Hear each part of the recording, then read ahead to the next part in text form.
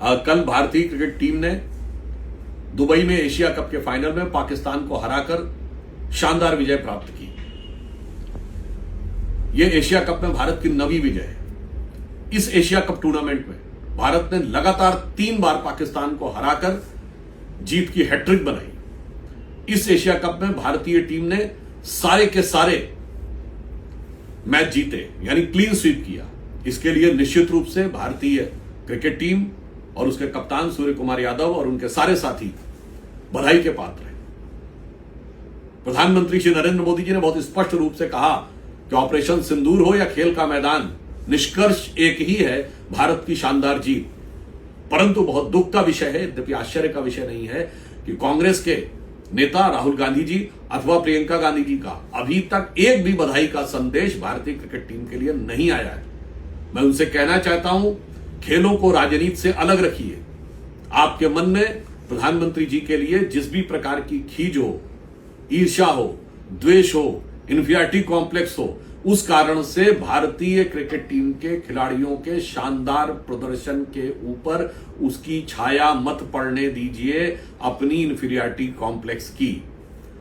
दूसरी बात यह है, जो और भी अधिक चिंतनीय है, कि अभी उस समय यूपीए सरकार के गृह मंत्री, जो पूर्व में वित्त मंत्री भी रहते, चिदंबरम साहब का एक बयान आया है जिसमें उन्होंने कहा है कि 26/11 के हमले के बाद गृह मंत्री जब वो बने तो उनका विचार था कि पाकिस्तान पे कार्रवाई होनी चाहिए, पर तत्कालीन पार्टी के नेतृत्व ने उसकी अनुमति नहीं दी। अब इससे बहुत साफ हो जाता है कि पाकिस्तान के साथ डील करने के लिए उनके मन का भाव क्या था।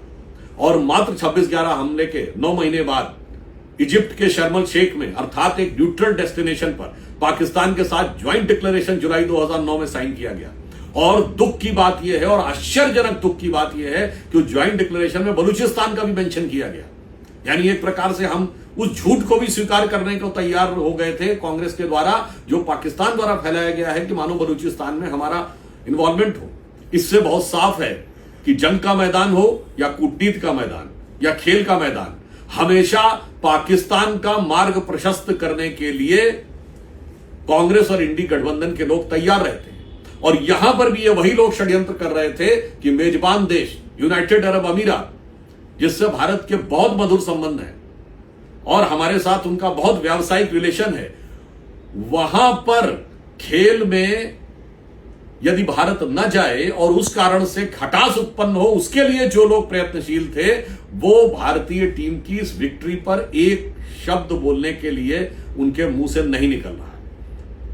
इससे यह बात स्पष्ट हो जाती है कि कांग्रेस पार्टी पाकिस्तान के पक्ष के हर प्रोपोगेंडा में पाकिस्तान का साथ देने को तैयार है।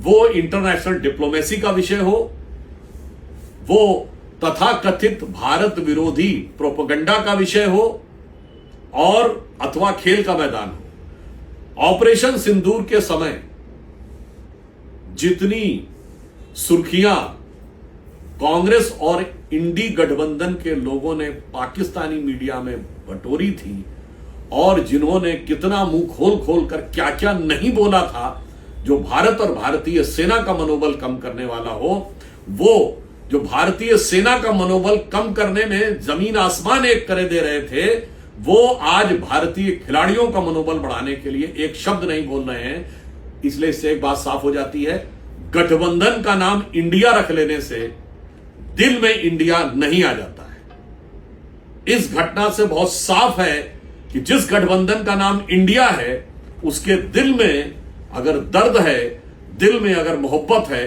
तो वो इंडिया के लिए नहीं, पाकिस्तान के लिए है। और अगर अदावत है, तो वो पाकिस्तान के लिए नहीं, इंडिया के लिए।